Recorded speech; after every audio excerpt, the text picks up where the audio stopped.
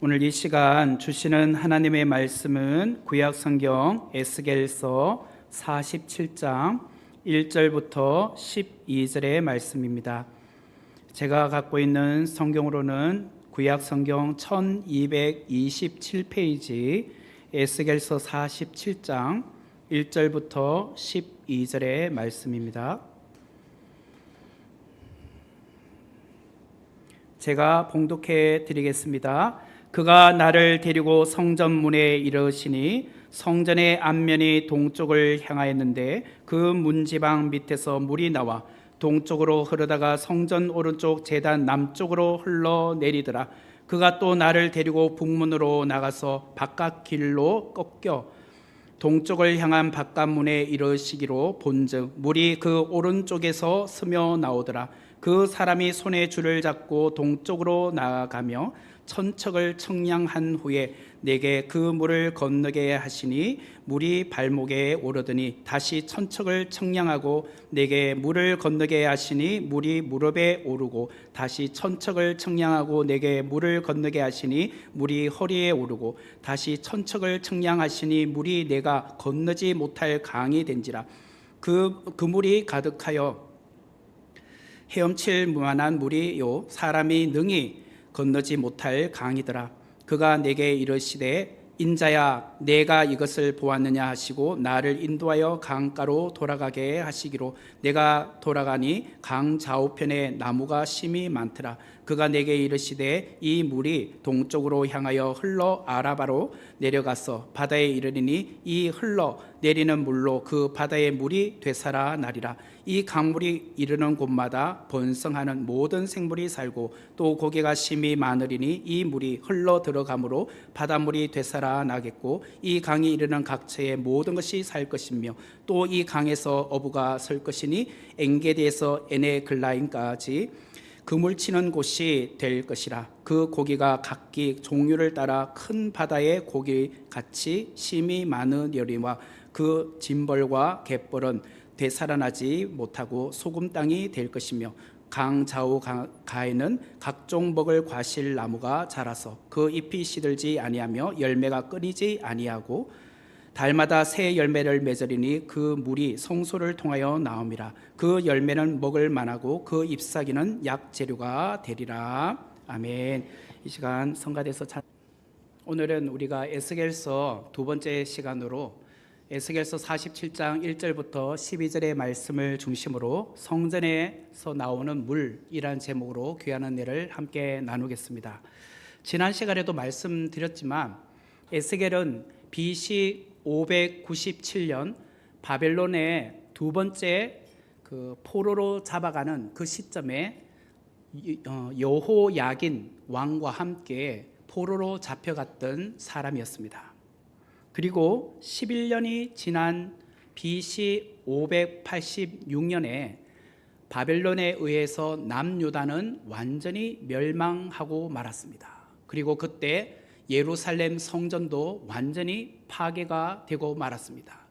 원래 에스겔은 제사장 가문이었기 때문에 그는 언젠가 성장하면 예루살렘 성전에서 하나님 앞에 제사를 드리는 직임을 감당하게 될 것이라는 그런 꿈을 갖고 살아왔는데 그가 BC 597년도에 바벨론으로 포로로 잡혀가면서부터 그 꿈이 희미하기 시작을 했습니다. 그러나 나라는 망하지 않았기 때문에 그래도 자그마한 소망을 부여잡고 기도했지만 11년 뒤에 완전히 나라가 망함으로 더 이상 그가 제사장의 직임을 감당할 수 없게 되었습니다.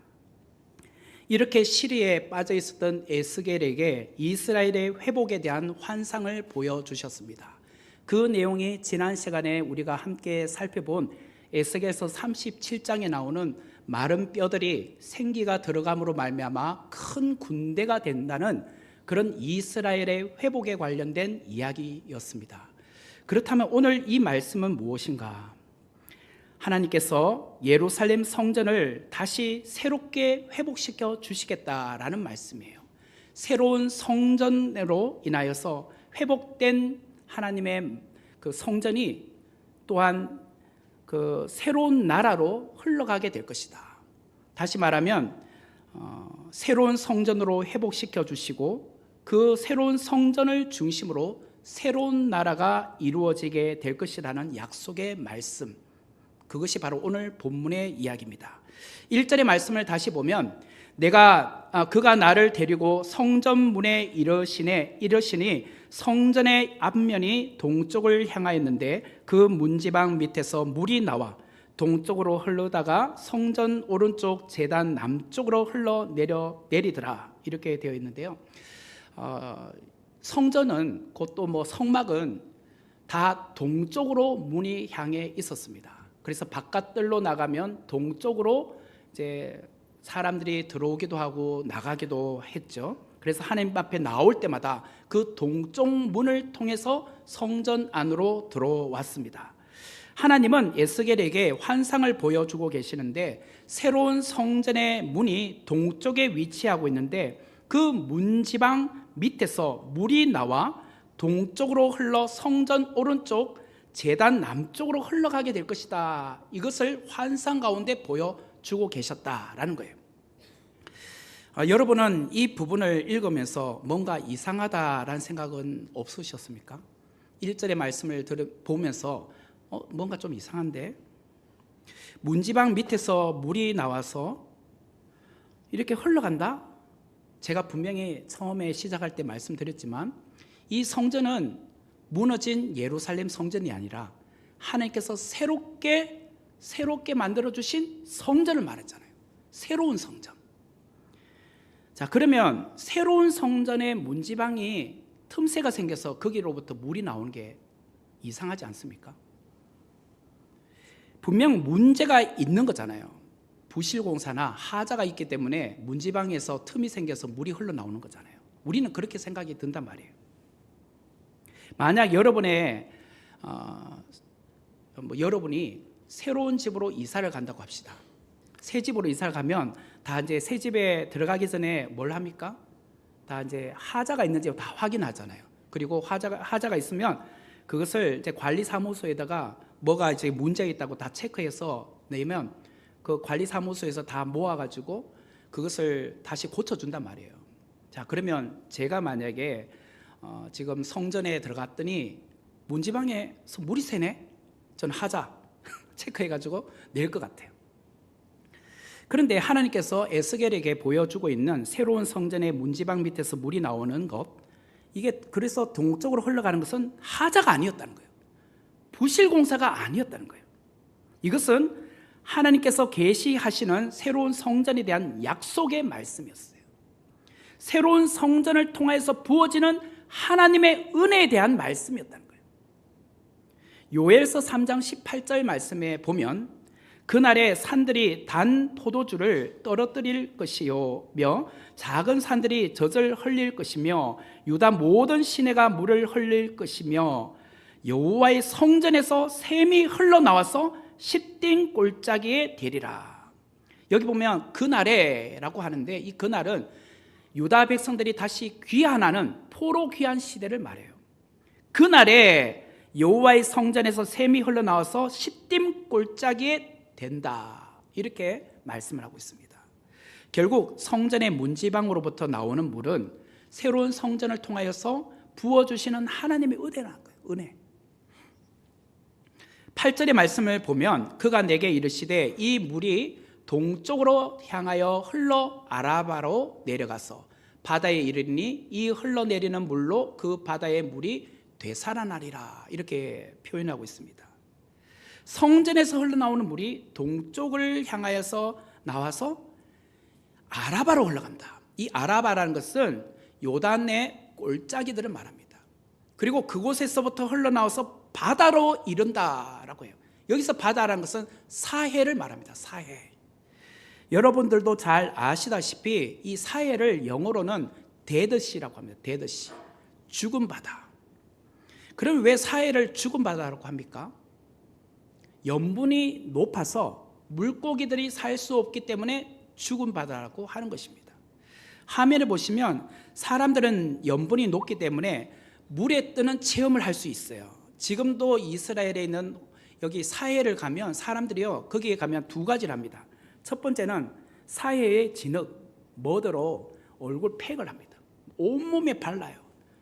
이분도 발바닥이 좀 까맣죠. 그렇게 온몸에 바르고 수영복을 입고 물에 뛰어듭니다. 왜 뛰어드는가? 씻으려고도 뛰어들지만 진짜 물에 뜨는가 확인하러 들어갑니다. 근데 이 사람도 진짜 들어가 보니까 신문을 읽고 있잖아요. 안 깔아앉아요. 그만큼 염분이 높아서 그래요. 이런 체험을 할 수 있어요. 사회는 이렇게 염분이 높다 보니까 물고기가 살지 못합니다. 그래서 죽은 바다, 데드시라고 합니다. 어떻게 8절은 성전에서 흘러내리는 물로 그 사회가 되살아날까? 성전에서 나오는 물이 어떤 물이길래 다시 살아날 수 있단 말인가? 이것이 궁금하잖아요. 여러분들도 잘 아시다시피 예루살렘은 해발 고도가 800m 이상인 그런 고도가 높은 산악지대에 있습니다. 우리가 잘 아는 세계의 여러 유수한 수도들은 다 강을 끼고 있지 않습니까? 이스라엘의 수도도 예루살렘이니까 수도잖아요. 우리 대한민국의 수도인 서울은 한강이 흐르고 있잖아요. 북한의 평양도 대동강이 흐르고 있습니다. 그뿐만 아니라 프랑스 파리에 가면 생강이 흐르고 있습니다. 영국의 런던은 템스강이 흐르고 있습니다. 이탈리아 로마는 테베레 강이 흐르고 있습니다. 오스트리아 빈이나 헝가리 부다페스트에 가면 다뉴브 강이 흐르고 있습니다.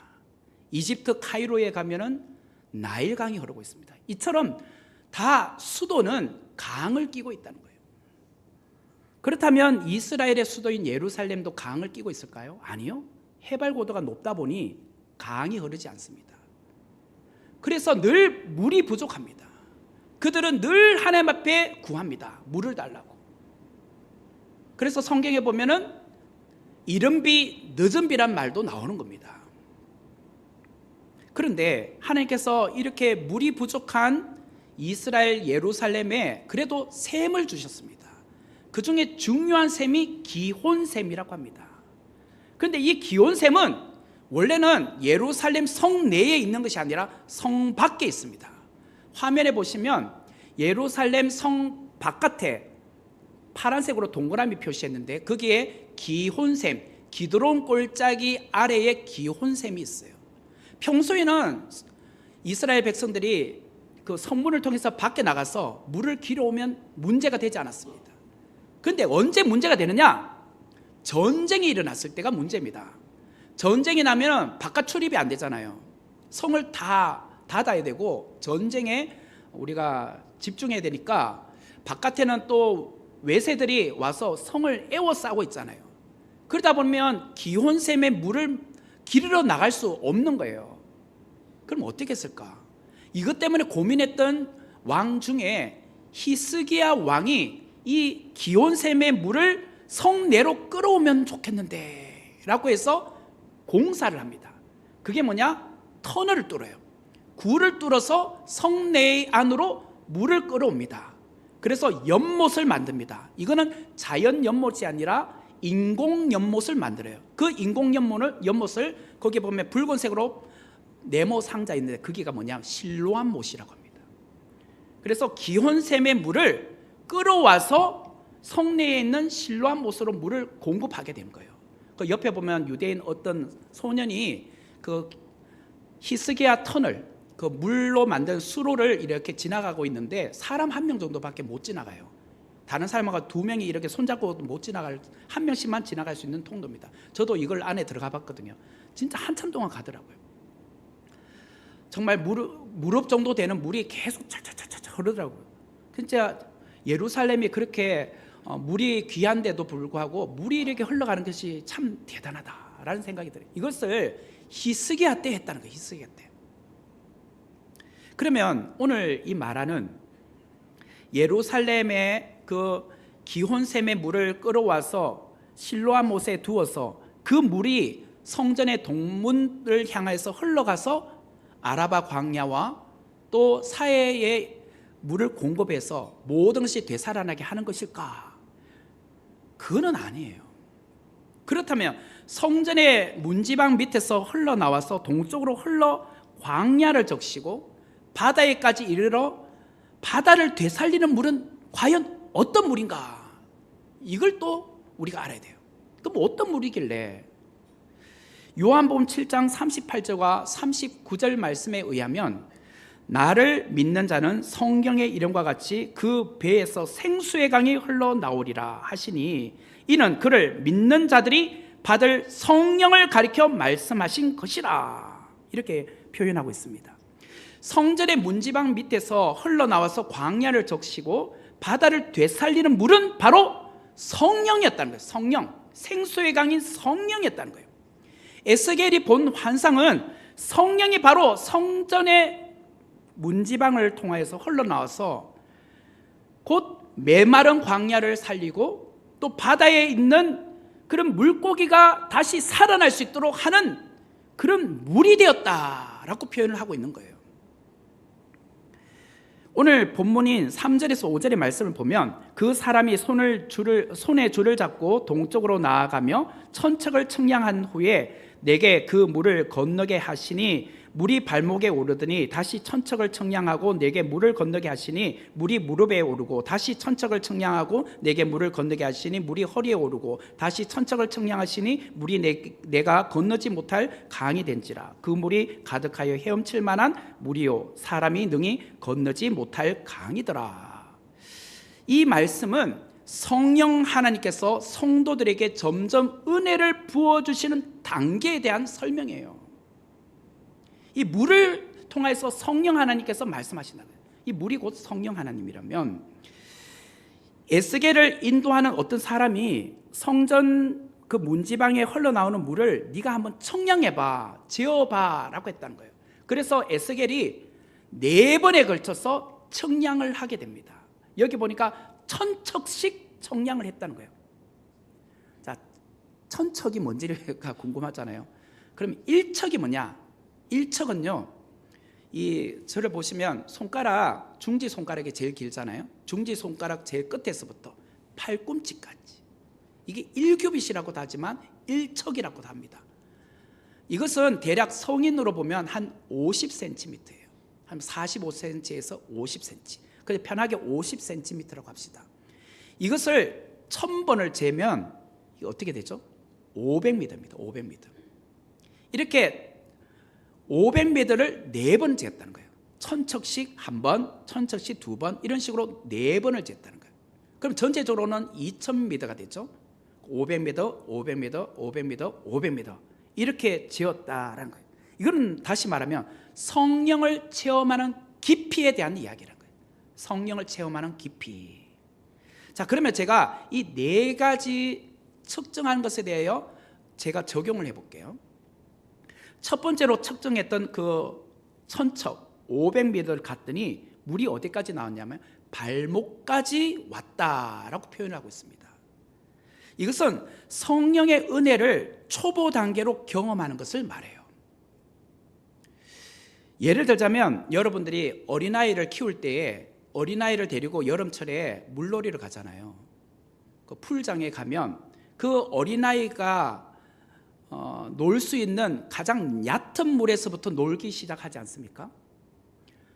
그 아이의 키보다 더 높은 곳에다가 그냥 수영하고 헤엄치고 놀아라고 하지 않습니다. 그 아이도 무서워하고 또 부모도 조바심을 느끼기 때문에 가장 얕은 물에서부터 물놀이를 하기 시작하게 합니다. 근데 대부분 보면 그냥 앉아 있어 보면 그냥 엉덩이 정도 되는 거리, 그 물 높이예요. 물 높이. 그걸 다시 말하면 발목 정도 오는 물 높이예요. 근데 애기들은 거기서도 물장난치고 물장구 치면서 재밌게 놀아요. 얘야 들어가서 좀 쉬자, 밥 먹자 해도 아니야 여기가 좋아 하고 계속 놀잖아요. 그게 좋은 거예요. 마치 그런 것 같아요.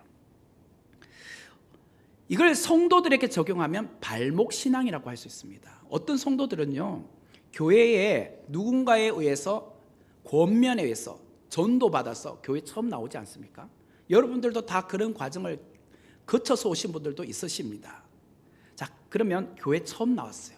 그럼 교회에서 무엇이라고 합니까? 새가족이라고 하면서 새가족 환영도 해주시고 그 다음에 새가족 등록하라고 하죠. 그리고 새가족 교육을 시킵니다. 새가족 교육을 통해서 교회가 무엇인지, 그리고 하나님이 누구이신지, 예수님이 누구이신지, 성령님이 누구이신지를 하나씩 하나씩 배워가게 됩니다. 거기에 대한 재미를 붙이기 시작해요. 사실은 생소하기도 하지만 그래도 교회의 문화, 교회의 용어, 교회에서 쓰는 것들을 하나씩 하나씩 배워가는 재미가 있는 거죠. 이것은 새가족이 성령의 은혜를 체험하면서 다른 것보다 교회에서 배우는 이것을 즐거워하면서 배워가는 시간들이라고 할 수 있어요. 그래서 좀 은혜 받기 시작하는 새가족들은 주일날은 교회 가야지. 이전에는 늘 주일날 되면 뭐 가족과 함께 여행을 가거나 아니면 혼자서 시간을 보내거나 그런 시간을 가졌다면 이제 주일날은 교회 가는 날이지. 교회 가는 재미를 붙이는 거예요. 이것이 뭐냐? 발목신앙이라고 할 수 있어요. 발목신앙. 근데 거기에서만 그치면 안 되죠. 에스겔이 본 두 번째 환상은 또 일천을 재었다는 거예요. 천척을. 그러니까 전체적으로 보면 이제 1000m 정도까지 거리를 나간 것이 되죠. 그랬더니 그 다음 단계가 무릎까지 물이 차더라는 거예요. 우리는 건강한 우리의 무릎으로 무엇인지 할 수 있다고 생각해 오지 않았습니까? 여러분들이 올해도 여러분의 삶에서 살아오시면서 여러분의 튼튼한 다리로 살아오셨잖아요. 건강하기 때문에 여기까지 오신 거 아닙니까? 그런데 우리는 건강했다고 생각했던 내 다리와 내 육체가 점점 연약하다는 것을 느끼지 않습니까? 한 해 한 해가 다르다. 내 힘으로 할 수 있었다고 생각했던 것이 아니었구나 라는 것을 생각하기 시작을 하는 거죠. 언제 또 그런 것을 생각합니까? 힘 있는 어떤 권력이나 세상의 어떤 큰 세력 앞에서 내 자신을 바라볼 때 나는 무기력하구나 라고 생각하잖아요. 특별히 그런 세력 앞에서 내 무릎이 후들후들 떨리는 것을 보게 됩니다. 에스겔이 그것을 느꼈다는 거예요. 언제? 바벨론이 쳐들어왔을 때 그가 두 번째로 포로로 잡혀가잖아요. 그때가 BC 597년. 그는 그동안 건강하게 생각했죠. 이스라엘 백성들은 우리는 할 수 있다, 바벨론 물리칠 수 있다 라고 생각했는데 또 포로로 잡혀갑니다. 그러면서 그들의 무릎이 흔들흔들 거리기 시작했어요. 후들후들 떨리기 시작했다는 거예요. 두려움이 찾아오기 시작했다는 거예요. 그러면서 그 흔들리던 연약한 다리를 어떻게 했을까요? 무릎 꿇는 다리로 만들었다는 거예요. 하나님 앞에 무릎을 꿇기 시작했다는 거예요. 내 힘으로 할 수 없구나, 하나님을 의지하고 하나님을 바라볼 수 없구나. 그래서 연약한 다리를 무릎을 꿇었어요. 기도하기 시작했다는 거예요. 처음에 발목까지 오는 신앙인들은 처음에 교회 오는 재미가 있잖아요. 교회 오는 것이 재밌어서 다니기 시작하지 않습니까? 청소년들 보면요, 여자 이쁜 애들 보고 찾아오더라고요. 그래서 교회는 이쁜 아이들 많아야 될 것 같아요. 어떻게 하든지 그런 아이들이 있어서 나오는데 그거로만 되면 됩니까? 그러다가 믿음 좀 자라서 무릎 신앙이 돼야죠. 힘들고 어려울 때 기도해야죠. 기도. 하나님 부르짖어야죠. 우리가 그런 존재잖아요. 성령의 은혜의 강물이 내 안에 들어와서 성령을 체험하게 되니까 세상으로 살 수 있었던 것이 아니었다. 하나님을 의지해야겠구나. 그것을 깨닫기 시작하는 거죠. 이게 성령이 주신 은혜이잖아요. 그런데 또 에스겔이 세 번째로 청량을 했습니다. 천척. 그래서 다시 500m를 했으니까 전체적으로 보면 1500m 정도 거리까지 나갔습니다. 그랬더니 이제는 허리까지 물이 찼습니다. 이게 뭐냐? 에스겔서 9장 2절과 3절 말씀에 의하면 내가 보니 6사람이 북향한 윗문 길로부터 오는데 각 사람의 손에 죽이는 무기를 잡았고 그 중에 한 사람은 가는 배의 옷을 입고 허리에 서기관의 먹그릇을 찼더라. 에스겔서 9장 2절과 3절입니다. 좀 띄워주시면 감사하겠습니다. 그들이 들어와서 놋제단 곁에 서더라. 그룹에 머물러 있던 이스라엘 하나님의 영광이 성전 문지방에 이르더니 여호와께서 그 가는 배의 옷을 입고 서기관의 먹그릇을 찬 사람을 불러. 여기 2절 끝에 보면 아까 이제 중간쯤인데 지나가서 보셨는지 모르겠어요. 그 중에 한 사람은 가는 배옷을 입고 허리에 서기관의 먹그릇을 찾다라고 나오고 3절 제일 끝에 보면 여호와께서 그 가는 베옷을 입고 서기관의 먹그릇을 찬 사람을 불렀다고 나와요. 이게 무슨 말이냐면 허리에 서기관들이 먹그릇, 이게 뭐냐면 먹물통이에요. 오늘로 말하면 잉크통이에요. 잉크통을 허리에 찼다는 거예요. 서기관들이. 왜? 서기관들은 성경을 필사하는 사람들이잖아요. 그래서 그들은 허리에 먹물통을 달고 붓으로 이렇게 찍어가지고 성경을 필사했다는 거예요. 그리고 성경을 묵상했다는 거예요. 우리는 지금 다들 볼펜을 가슴에 이렇게 보게트에다가 넣어 다니잖아요. 그러면 이걸 꺼내서 하면 되지. 과거에는 이런 볼펜이 없었잖아요. 그러니까 먹물통을 허리에 차고 다녔다는 거예요. 허리에. 하나님의 은혜가 점점 부어지기 시작하니까 발목신앙에서 야 교회만 재미있게 다니는 게 아니라 기도하기 시작하잖아요. 그래 무릎신앙까지 왔죠. 근데 사람들이 점점 믿음이 들어가기 시작하니까 야 스스로 말씀을 배우고 싶은 거예요. 큐티하기 시작을 하는 거예요. 그리고 성경을 읽기 시작을 한 거예요. 그리고 성경을 암송하기 시작을 한 거예요. 성경을 쓰기 시작한 거예요. 필사하기 시작한 거예요. 그리고 성경을 묵상하기 시작한 거예요. 이게 뭐냐? 허리신앙이에요. 허리신앙. 신앙은 바로 이렇게 점점 자라는 겁니다. 왜? 성령이 부어지기 시작하니까, 성령님께서 그 사람에게 믿음이 들어가게 하시니까 점점 자라기 시작을 한다는 거예요. 그리고 또 에스겔이 4번째로 측정을 했습니다. 또 천척을 했어요. 그리고 500m, 이제 전체적으로 2000m까지 나왔습니다. 이번에는 내가 헤엄치지 않으면 건너지 못할 강이 되었어요. 온몸을 잠글 만한 물이 되었다라고 표현을 하고 있습니다. 이게 뭘까? 내가 성령의 은혜에 완전히 잠기는 것을 말해요. 성령 하나님은 나를 완전히 성령 안에 잠그는 은혜로 부어주시더라는 거예요. 성령 하나님은 우리에게 계속해서 은혜를 부어주신 분이잖아요. 그래서 처음에는 교회를 재미로 다니다가 두 번째는 야 어려움이 오는데 기도해야지, 하나님 앞에 기도하는 게 중요하지 이러면서 그것을 기도하기 시작했잖아요. 무릎신앙. 그러다가 말씀도 알아야지 스스로 말씀 읽기 시작했잖아요. 묵상하기 시작했잖아요. 필사하기 시작했잖아요. 암송하기 시작했잖아요. 그런 은혜가 계속 부어지니까 성령 충만한 사람이 되더라고요. 이제는 내 힘으로 사는 것이 아니라 성령에 의해서 헤엄치기 시작하고 성령이 이끌리신 대로 살아가는 인생이 되더라는 거예요. 이 모든 것을 누가 하셨죠? 성령 하나님께서 하셨다. 성령 하나님은 우리를 발목신앙에서 무릎신앙으로 만들어주셨고, 또 무릎신앙에서 허리신앙으로 만들어주셨고, 허리신앙에서 이제는 우리의 인생을 성령님께 맡기는 성령 충만한 사람으로 만들어 놓으셨다. 바로 그거예요. 여러분 어느 신앙입니까 지금? 아직도 발목신앙? 제가 누구를 쳐다보고 있는데 뜨끔뜨끔하십니까? 에스겔이 본 환상은요, 곧 오늘을 살아가는 저와 여러분에게 성령의 은혜를 더 깊이 체험하고 성령 충만한 사람으로 살도록 하는 도전이에요. 그래서 제가 계속 성령 충만하십시오 이야기하잖아요. 성령 충만. 우리는 성령의 은혜를 계속해서 풍성하게 체험해야 된다는 거예요. 우리는 성령의 은혜를 받지 않으면 안 되는 거예요. 그래서 늘 성령에 충만하기 위해서 어디로 가야 되죠? 은혜의 보좌 앞으로 나가야 돼요. 은혜의 보좌 앞으로.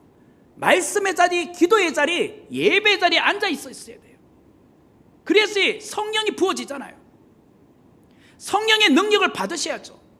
그래서 능력이 있는 그런 사도가 되셔야죠. 말씀을 전하는 사명자가 되셔야죠. 이어서 성령 충만한 사람은요, 그 사람에게 두 가지 효력이 나타나요. 이렇게 성령 충만하게 되면 하나님께서 그 사람에게 두 가지 어떤 효력이 나타나게 해요. 첫 번째는 무엇이냐? 생명운동이 일어나게 하세요. 생명운동. 8절부터 10절의 말씀입니다. 그가 내게 이르시되 이 물이 동쪽으로 향하여 흘러 아라바로 내려가서 바다에 이르리니 이 흘러내리는 물로 그 바다의 물이 되살아나리라. 이 강물이 이르는 곳마다 번성하는 모든 생물이 살고 또 고기가 심이 많으리니 이 물이 흘러 들어감으로 바닷물이 되살아나겠고 이 강이 이르는 각처에 모든 것이 살 것이며 또 이 강가에 어부가 설 것이니 엔게디에서부터 에네글라임까지 그물 치는 곳이 될 것이라. 그 고기가 각기 종류를 따라 큰 바다의 고기같이 심이 많으려니와. 8절과 9절에 보면 되살아난다 라는 말이 나오잖아요. 생명이 다시 살아난다 라는 뜻이잖아요. 10절의 말씀에 보면 엔게디에서 에네글라임까지 라는 말이 나오는데, 이 엔게디라는 것은 사해의 서쪽에 있는 중간 지점을 말해요. 오늘 우리로 말하면 서쪽이니까 어딜까요? 서산? 그 정도 될까요? 중간 지점, 서쪽에서 중간 지점. 네, 하여튼 태안 그 정도 될 것 같아요. 그리고 에네글라임은 북쪽을 말해요. 사해의 북쪽. 우리나라로 하면 의정부 그 정도 될까요? 하여튼 북쪽 끝. 하여튼 철원 뭐 그런 쪽이라고 할 수 있겠어요. 그래서 사해 전체를 말하겠죠. 사해에 있는 변두리에 있는 그 도시. 근데 사실은 사해는 염분이 높기 때문에 물고기를 잡을 수 없다고 했잖아요. 근데 이 도시에 살았던 사람들이 이제 물고기를 잡을 수 있다는 거예요. 되살아나니까. 어업을 통해서 그들은 생업을 할 수 있게 되었다라는 뜻이잖아요. 성령님은 염분이 많아 물고기가 살 수 없었던 그 바다, 사해 바다를 생명이 되살아나는 바다로 바꿔놓으시는 분이다라는 뜻이에요. 그래서 큰 바다, 10절에 보면 큰 바다에 고기같이 심이 많으리니와 라고 하는데, 이 큰 바다는 이스라엘 땅에서 서쪽에 보면 지중해 바다에 있습니다. 지중해를 말합니다. 지중해. 그래서 성경에 보면 바다는 사해를 말하고 큰 바다는 지중해를 말합니다. 그렇게 여러분들이 아시면 돼요. 그 큰 바다인 지중해에서 살고 있었던 그 물고기들과 같이 많은 물고기 떼들이 사해도 산다, 이 말을 하고 있어요. 그래서 어부들이 사해에서 그물을 칠 때에 놀라운 생명운동이 일어나더라고요. 수입이 생기더라는 거예요. 신약 성경에 보면 예수님이 제자들을 부르셨을 때 제자들은 갈릴리 바다에서 물고기를 잡고 있었지 않습니까? 그래서 예수님께서 너희들은 이제 사람을 낚는 어부가 아니라, 물고기 잡는 어부가 아니라 사람 낚는 어부가 될 것이다 라고 하셨잖아요. 사람을 낚을 것이다. 성령님은 우리에게 생명을 주심으로 말미암아 우리가 이제 사람을 낚는, 생명을 살려내는 그런 사람을 만들어 주신다는 거예요. 처음엔 우리를 살리셨죠. 죽어 있었던 마른 뼈와 같은 우리에게 생기를 불어넣어서 군대가 되게 하시고, 그 군대가 되게 하신 우리를 다시 이제는 예수 생명으로 복음 전하는 자로 삼아 주셨다.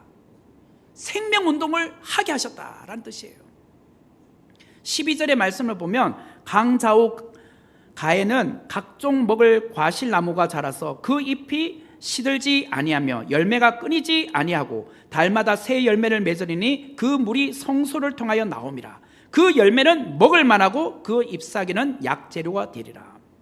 성전 문지방 밑에서 흘러나오는 물이 강을 이루게 되고 또 강 좌우에 각종 먹을 만한 과실들을 자라게 하더라는 거예요. 그동안 물이 없어서 강가에 옆에 있었어도 메말라 있었잖아요. 마치 시편 1편에 나오는 시냇가에 심은 나무는 철을 따라 열매를 맺는 것처럼 과실을 맺게 하시더라는 거예요. 그리고 달마다 새로운 열매들이 맺히게 하신다는 거예요. 그래서 그 열매들을 따먹게 하셨다는 거예요. 이게 뭐예요? 생명운동이에요. 생명운동. 성령 충만한 사람은 주위 사람을 살리는 사람이 되더라는 거예요. 그전에는 나도 먹기 힘들었는데, 나도 참 비참한 삶을 살고 있었는데 예수 생명이 들어가고 성령 충만하게 되니까 어떤 사람이 되느냐? 사람을 살리는 사람이 되더라는 거예요. 요셉과 같은 인생을 살더라는 거예요.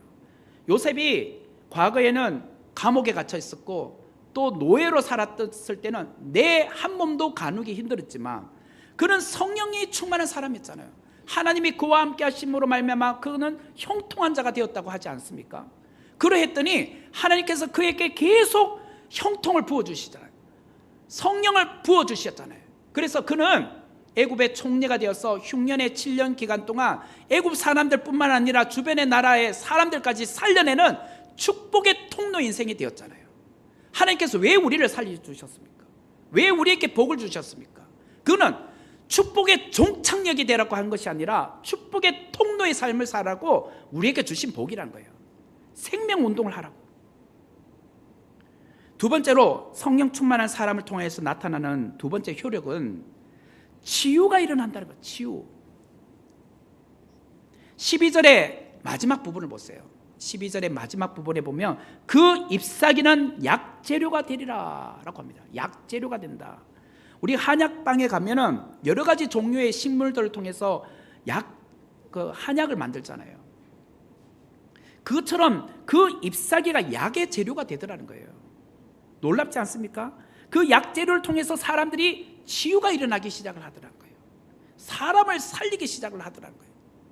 성령 하나님은 성전의 동쪽에 있는 문을 통해서 흘러나오는 물이 강을 이루고 메마른 광야를 적시며 강좌위에 각종 과실나무가 자라게 하시며 그 열매가 달마다 열리게 하시고 그 열매를 먹게 하시더니 또 이제 그것이 바다인 사해로 흘러가서 죽었던 바다가 다시 살아나게 하셨잖아요. 그런데 더 나아가서 성령 하나님은 성전의 동쪽 문으로 흘러가는 물을 통하여서 페르시아만 인도양까지 흘러가게 하셨다는 거예요. 그래서 이스라엘 땅에서 동쪽으로 이렇게 가면 중동 지역이잖아요. 그 중동 지역에 지금 바벨론 제국이 있잖아요. 지금은 바벨론 제국에 의해서 내가 지배를 당하고 있지 않습니까? 포로 생활을 하고 있잖아요. 지금 내가 을이에요. 갑이 아니라 을이에요. 포로로 살고 있는데 바벨론은 힘을 통하여서 제국을 이뤘잖아요. 땅을 넓혀갔잖아요. 그런데 하나님은 성령 하나님께서 그 대제국을 이제 다스리게 될 것이다 라고 말씀하세요. 세상은 힘 있는 나라가 땅을 정복하고 백성들을 굴복시키고 그들을 정복해 나갔지만 하나님의 나라는 그렇지 않더라는 거예요. 성령 하나님은 힘으로 세우는 나라가 아니라 은혜로 세우는 나라다. 하나님이 주시는 평강으로 세우는 샬롬의 나라가 될 것이다. 이렇게 말씀을 하고 계세요. 주 1세기에 예수님이 살았던 그 당대 제자들과 사도 바울은 로마의 지배 아래서 핍박 가운데 복음을 전할 수밖에 없었지 않습니까? 그런데 그렇게 강대한 로마도 복음이 들어감으로 말미암아 주후 313년에 콘스탄티 대제 때 기독교를 공인화시킵니다. 결국은 성령을 체험한 성도들이 복음을 들고 로마로 들어갔더니 그 로마 사람들이 변화가 일어나기 시작하더라고요. 치유가 일어나기 시작을 하더라고요. 성령께서 가시는 곳마다 이처럼 새로운 것들이 창출되기 시작했고 성령 하나님께서 머무시는 곳마다 새롭게 개간이 되기 시작을 했다는 거예요. 그렇다면 성령 하나님은 오늘 성령으로 이끌림 받는 사람, 성령 충만한 우리를 통해서 무엇을 하기를 원하십니까? 생명운동이 일어나기를 원하시고 치유가 일어나기를 원하시지 않습니까? 여러분 가정이 지금 많이 힘듭니까? 어렵습니까? 또 여러분 안에 어떤 문제들이 있습니까? 주변에 어떤 어려움을 겪고 있는 사람이 있습니까? 그런데 여러분이 그 안에 들어감으로 말미암아 예수 생명운동이 일어나는 거예요. 여러분이 들어감으로 말미암아 혼란한 것들이 평정을 이루고 다 안정이 되게 하시다는 거예요. 그래서 우리가 성령의 사람이 되고 하면 당연히 우리를 통해서 그 안에 있는 모든 사람들이 문화가 바뀌어야 돼요. 문화가. 그런데 나는 교회 다니는데 내가 어느 곳에 들어갔더니 트러블 메이커가 되어 있어. 트러블 메이커. 다툼을 만드는 사람이 되고 있다. 이거는 성령의 사람이 아닙니다. 성령의 사람은 어디를 가든지 피스메이커가 되는 거예요. 피스메이커. 평화를 만드는 사람이 되는 거예요. 그리스도인들이 가는 곳마다 생명으로 이끄는 문화가 일어나야 되잖아요. 그리스도인이 이르는 곳마다 성령께서 인도하시는 사회로 만들어내야 되잖아요. 오늘 우리 주위를 보세요. 죄악이 관영하잖아요. 온통 거짓이 난무하잖아요. 그런 곳에 여러분이 들어감으로 말미암아 거룩이 회복되고, 여러분이 그곳에서 머무르 말미암아 성령 하나님께서 인도하시는 문화로 바뀌어져야 되잖아요. 오히려 내가 그게 들어가서 그게 물들어서 찌들려 있는 인생이 아니라 그 사회를 아름답게 바꿔내는, 변혁시키는 사람이 되셔야죠. 성령의 생수의 강물이 흘러 들어감으로 말미암아 생명이 살아나고, 성령의 생수의 강물이 흐름으로 말미암아 치유가 일어나야 되지 않겠습니까? 왜 아직도 그런 일이 안 일어납니까? 염분이 조금만 높아도 물고기가 살 수 없는데, 주님께서 우리에게 무엇이라고 했습니까? 너희는 세상의 빛이다. 소금이라고 했잖아. 소금이 그 맛을 내지 못하고 짜지 않으니까 세상에 그냥 우리는 짠맛을 내지 못하잖아요. 세상 가운데 그리스도인다운 모습을 드러내지 못하잖아요. 세상 사람들은 우리를 존경하지 않잖아요. 따르고 싶지 않잖아요. 본이 안 되잖아요. 성령 하나님께서 저와 여러분이 세상 문화에 매몰되기를 원치 않으세요. 성령 하나님은 우리를 통해서 하나님의 영광 받기를 원하세요. 우리는 주님의 손과 발이 되어 세상을 치유하며 주님을 섬기는 자가 되어야 하지 않겠습니까? 하나님은 성령의 사람으로 사는 저와 여러분을 통하여 물이 바다를 덮은 같이 여호와의 영광을 인정하는 것이 온 세상에 가득하기를 원하고 계세요. 우리 모두 성령 충만한 하나님의 사람으로서 이 어두운 세상 가운데 빛 대신 예수님을 전해야 되지 않겠습니까? 세상 사람들에게 소망의 메시지를 전하며 하나님 나라의 아름다움과 거룩한 문화를 이 땅 가운데 만들어내는 자로 살아야 되지 않겠습니까? 그것이 오늘 에스겔 47장의 말씀입니다. 성전으로부터 나오는 물은 살리는 물입니다. 성령입니다. 성령. 그래서 여러분, 발목 신앙에 머무르지 마시고, 무릎 신앙에 머무르지 마시고, 허리 신앙에도 머무르지 마시고 성령 충만하십시오. 성령 안에서 자유하시고 성령 안에서 마음껏 매이지 마십시오. 성령 하나님은 자유하십니다. 성령 하나님은 틀에 매이지 않습니다. 성령 하나님은 그렇게 역사하세요.